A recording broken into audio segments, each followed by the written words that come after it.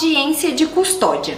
Falei que em 24 horas da captura a gente vai precisar encaminhar o auto de prisão em flagrante para o juiz, entregar a nota de culpa para o preso e também, se não tiver advogado, mandar uma cópia para a Defensoria Pública, porque a gente tem que lembrar que na hora que tem a judicialização, a gente precisa de ter a defesa ali. Na audiência de custódia é indispensável, vocês vão ver já já, que esteja presente a defesa, que vai ser o advogado da Defensoria Pública, o MP, o juiz e o preso. A audiência de custódia, né? Quando o flagrante ele chega no juiz, o juiz vai ter audiência de custódia para analisar a prisão. Ele não analisa o mérito, ele não vai ver se tem prova suficiente, ele não vai chegar a analisar o mérito. Ele só vai analisar a legalidade da prisão na audiência de custódia. Então, em 24 horas, o preso vai ter que ser encaminhado para a audiência de custódia. Na audiência de custódia, o juiz vai ver se a prisão for ilegal, ele vai relaxar essa prisão. Se a prisão for legal, ele pode conceder a liberdade provisória. Liberdade provisória, como o nome diz, é antes da sentença. Porque se a sentença for condenatória e der uma pena de prisão, ele vai ser preso. Ele tá livre de forma provisória, tá? Liberdade provisória. E essa liberdade provisória, ela pode vir com medidas cautelares ou sem medidas cautelares. E ele pode ainda converter em prisão preventiva, se tiverem preenchidos os requisitos do artigo 312 e 313 do Código de Processo Penal, o flagrante pode ser convertido em preventiva. Tem um ponto importante aí, no caso de excludente de ilicitude. Então, aquela pessoa que praticou o crime, sabendo, né, a gente tem que lembrar que a excludente de ilicitude, além de ter os requisitos objetivos que estão previstos lá no artigo 23 do Código Penal, então a gente tem aí estado de necessidade, legítima defesa, estrito cumprimento do dever legal, exercício regular do direito. Então todos eles têm requisitos objetivos. A gente ainda tem que ter um requisito subjetivo, que é a pessoa tem que agir sabendo que ela está agindo sobre uma excludente de ilicitude.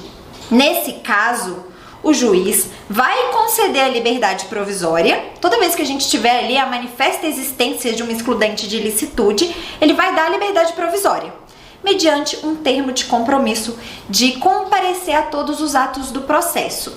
Então, aquela história de que, eu tive que agir em legítima defesa e acabei atirando, eu vou ser preso? Não, o juiz vai conceder a liberdade provisória, desde que você assine um termo de compromisso de comparecer a todos os atos do processo. É lógico que você vai assinar esse termo de compromisso, porque você agiu ali em legítima defesa. Então, o seu interesse é que acabe o processo e que no final veja que teve a excludente de ilicitude. Se a gente não tem ilicitude, a gente não tem crime, e aí você vai ser inocentado. Então você quer que esse processo acabe, você vai comparecer a todos os atos e em troca disso o juiz não vai decretar a preventiva. O que é importante vocês saberem então? Isso daqui é um gráficozinho para vocês lembrarem. Na audiência de custódia, se a prisão for legal, o juiz ele pode converter para preventiva. Essa é a última ratio, é só se preencher os requisitos do artigo 312 e 313. Ou então, ele vai dar liberdade provisória. Com fiança, sem fiança, com cautelares ou sem cautelares. E no caso do artigo 23 do Código Penal, se tiver o agente agido em excludente de ilicitude, ele vai dar a liberdade provisória por meio de um termo de comparecimento a todos os atos do processo. No caso de prisão ilegal, relaxamento da prisão. Tem uma observação do pacote anticrime.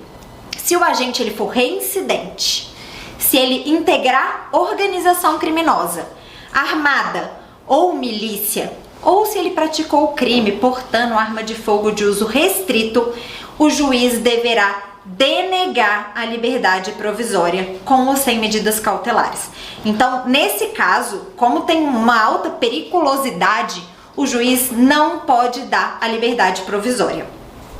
A gente sabe que todos os artigos que negam assim a liberdade provisória, a gente teve aí Lei de Crimes Hediondos, a gente teve Estatuto do Desarmamento, a gente teve na Lei de Drogas, toda vez que fala que é proibida a liberdade provisória, vem o STF falando que é inconstitucional, porque tem que analisar caso a caso em concreto.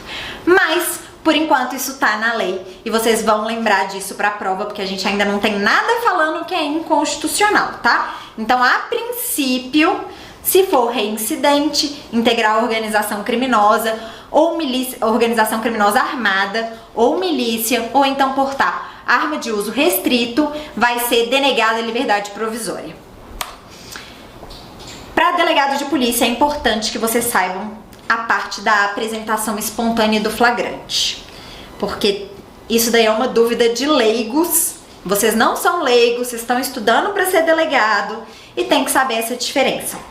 Quando a gente fala que para estar em flagrante tem que estar nas situações do artigo 302 e 303, aquela pessoa, ela cometeu o crime, ela chega na delegacia, imagina lá, teve um homicídio, a pessoa chega na delegacia totalmente ensanguentada com uma faca na mão e fala: olha, delegado, o negócio é o seguinte, eu matei alguém. Ele está apresentando de forma espontânea. Ele não está em nenhuma situação flagrancial do artigo 302 nem 303. Então, ele não pode ser preso em flagrante delito, tá? Tem que saber essa diferença. Por quê? Vai falar, delegado solta homicida pela porta da frente. Nesse caso, o que o delegado tem que fazer para segurar o homicida? Pedir a prisão temporária. Porque somente com uma ordem judicial ele vai poder ficar preso. Ele não se encontra dentro do 302 nem 303. Ele não foi pego cometendo crime. Ele não foi capturado logo após. Ele não está sendo apresentado, ele está se apresentando. E isso são duas coisas distintas, tá? Então, o Código de Processo Penal não fala sobre a apresentação espontânea de forma expressa, mas essa interpretação tem que ser feita pelo operador do direito. Inclusive, em São Paulo, já tem aí uma recomendação da DGP, número 1 de 2005, que fala que as palavras apresentado, ser apresentado, não é a mesma coisa de apresentando-se. Então, o fato dele estar apresentando-se afasta a situação de prisão em flagrante, tá? Toma cuidado com isso na prova. Então, se a pessoa se apresentou espontaneamente na delegacia, mesmo que depois do crime, você vai ter que fazer um pedido de prisão para o juiz. Ele não está em estado flagrancial. Vamos continuar falando aí da audiência de custódia. O Código de Processo Penal, ele não mencionava a audiência de custódia. A gente não tinha nenhum tipo de previsão sobre a audiência de custódia. A audiência de custódia, ela foi implementada, por quê? Pacto de São José da Costa Rica falava que o preso ele tem que ser apresentado em 24 horas a uma autoridade judiciária, a um juiz ou uma autoridade com poder judiciário. Falava isso no Pacto de São José da Costa Rica. E também no Tratado de Direitos Humanos lá sobre os direitos civis e políticos. Então, é muito importante que vocês saibam que isso só veio de tratados internacionais de direitos humanos, mas não estava previsto no nosso Código de Processo Penal.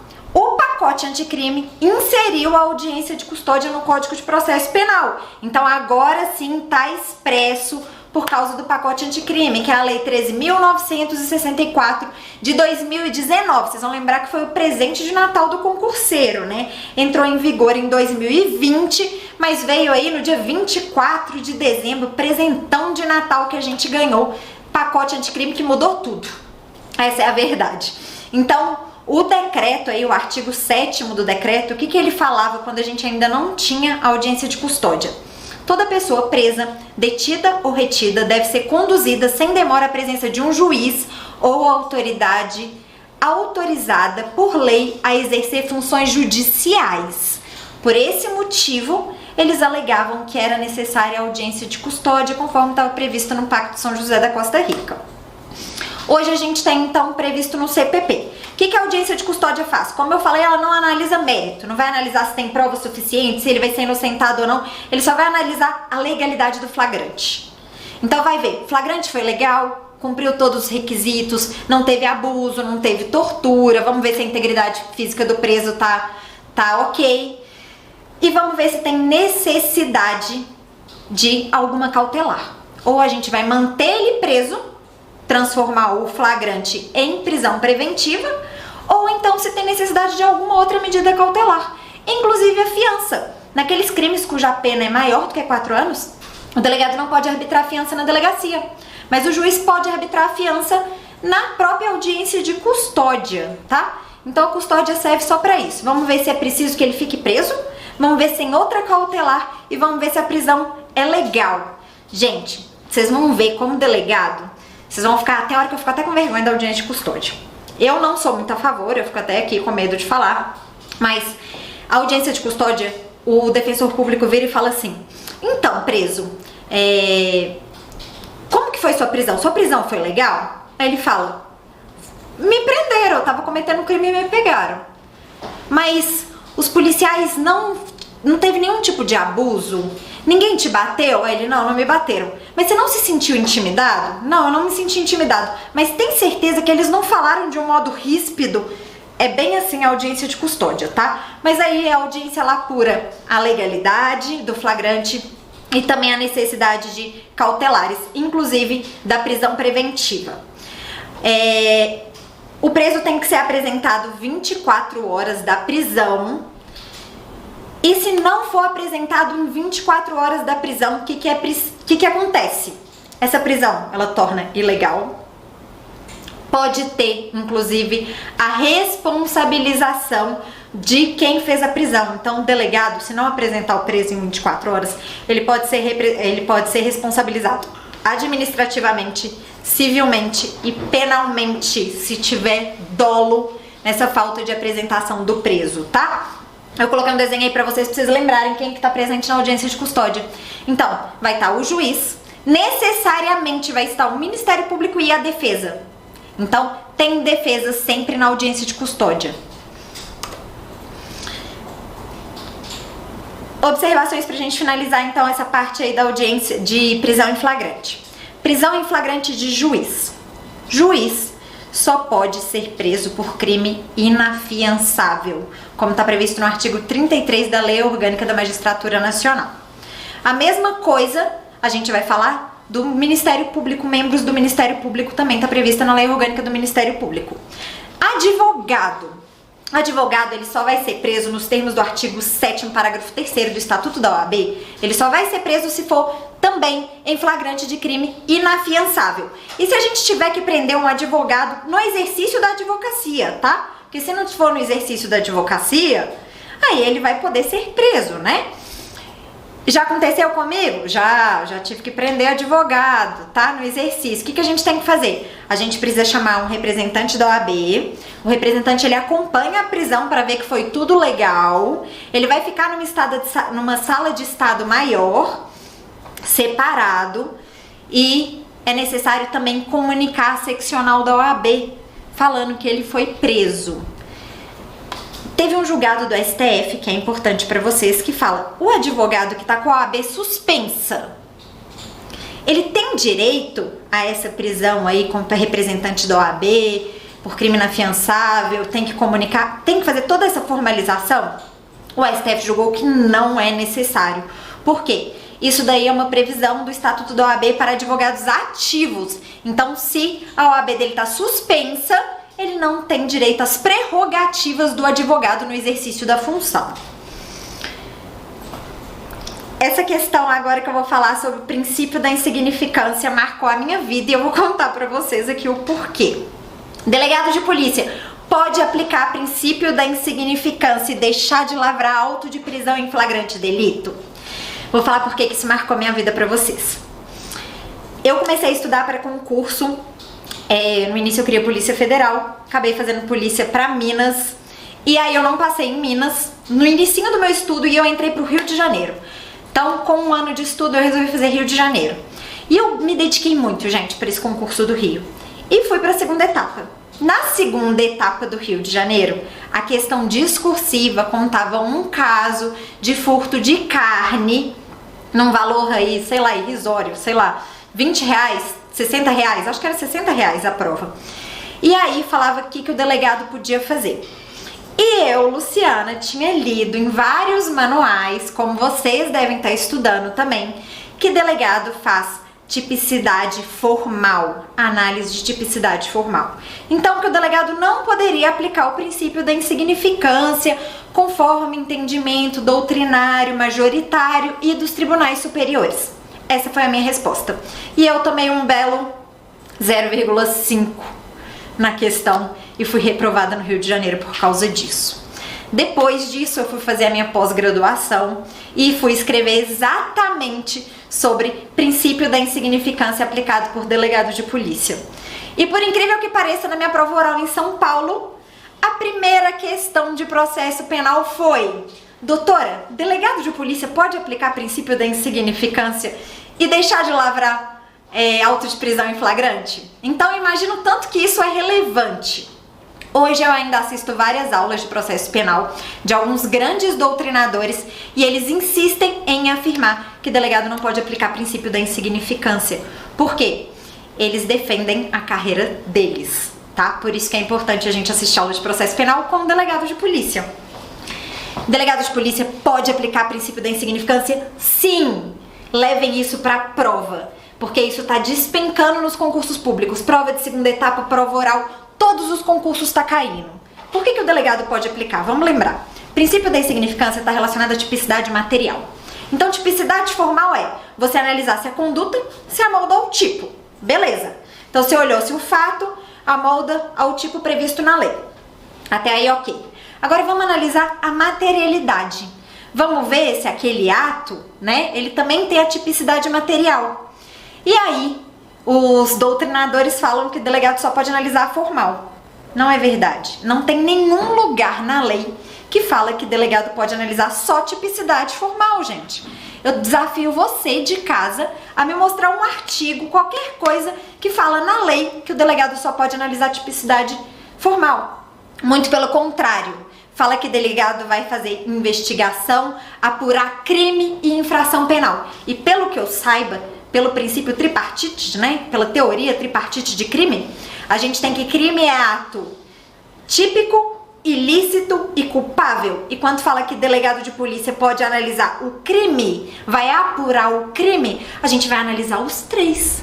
Então, você pode pensar até que o delegado, ele pode analisar ilicitude, excludente de ilicitude e excludente de culpabilidade. E eu também defendo essa teoria. Mas vamos só para o básico, que é o princípio da insignificância. Se delegado pode analisar o crime como um todo, a gente pode analisar, lógico que pode analisar o tipo material. Então o delegado pode analisar o tipo material. Além disso, o delegado é a primeira pessoa que tem contato com o crime. Então, ele é o primeiro garantidor dos direitos. A gente não tá ali para ver, a gente não vai ter audiência de garantias na hora de fazer a prisão em flagrante. A gente não vai ser a pessoa que vai resguardar os direitos do investigado na investigação mesmo. Desde o início, não é o delegado que tem que assegurar os direitos fundamentais na fase de investigação? Se a gente tem que um fato, ele vai ser aplicado o princípio da insignificância, a gente tem que ele não é típico. Se ele não é típico, para que a gente vai submeter uma pessoa a todo um procedimento criminal por um fato que não é típico? Se o fato não é típico, não vai ter nenhum oferecimento de denúncia. Para que vai mover a máquina estatal para isso?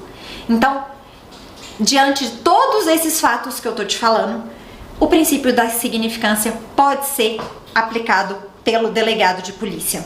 Ele tem um poder discricionário de analisar o princípio da insignificância.